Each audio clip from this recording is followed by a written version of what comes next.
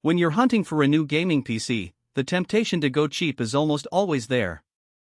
I've seen buyers grab the lowest priced gaming rigs, only to find their frame rates dropping once they step into newer titles, or their SSD filling up faster than they expected. The regret that follows is real. You've spent money on a machine that can't keep up with the games you love. So the question is, does the GRI computer's Vortex feel like a smarter buy, or is it just another pricey box that will leave you wishing for a refund? Link is in the description if you want to check the product details on Amazon. First off, the hesitation most people feel isn't about the specs on paper. i7-12700K, RTX 4070, 32GB RAM, those are headline numbers that look great on a storefront. The real worry is whether those parts translate into a smooth experience once you actually fire up a game, and whether the machine will stay relevant when a new patch or title pushes hardware harder. I've spent the last few weeks mapping out how a mid-range build like this performs in everyday scenarios, from a quick just one more match session of Valorant to a long weekend of Cyberpunk 2077 at ultra settings. What matters most is how the system handles load times, multitasking, and future-proofing, not just that the CPU can boost to 5 GHz on paper. If you're someone who loves to game at high settings but also wants a PC that can double as a content creation workstation, the Vortex hits a sweet spot. The 1TB NVMe SSD slashes load times so you'll spend seconds instead of minutes getting into worlds.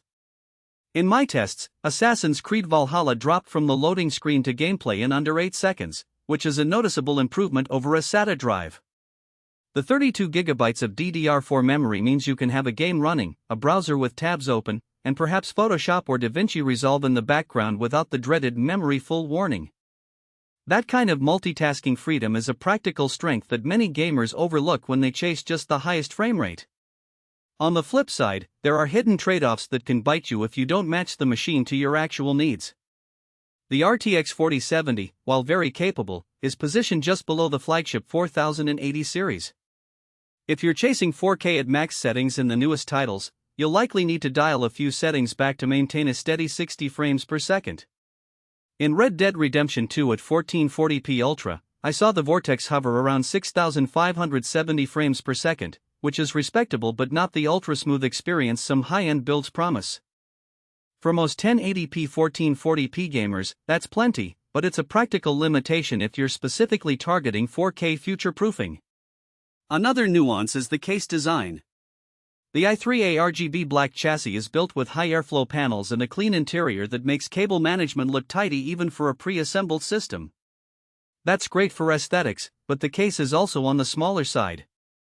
If you ever plan to upgrade to larger GPUs or add a custom liquid cooling loop, you'll run into space constraints. The current cooler that ships with the i7-12700K is adequate for day-to-day gaming, but under sustained heavy loads, think marathon streaming sessions with OBS recording, the temps crept up into the low 80s Celsius range. It's still safe, but you'll hear the fans ramp up and that extra noise can be distracting.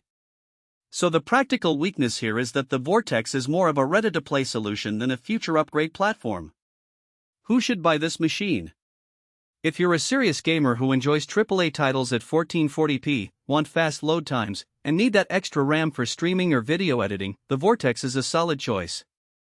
It also makes sense for someone who doesn't want to tinker with component selection, BIOS tweaking, or building a PC from scratch. The fact that GRI Computers assembles and stress tests each unit gives a level of confidence that a DIY build can't always guarantee, especially if you're new to the scene. The included Wi-Fi 6E also means you can get strong wireless performance without needing a separate adapter, which is a nice convenience for apartments or rooms where running Ethernet isn't feasible. On the other hand, if you're a budget-conscious player who's perfectly happy with 1080p gaming, there are cheaper options that will still give you a good experience without the premium price tag of a pre-built i7-12800K system.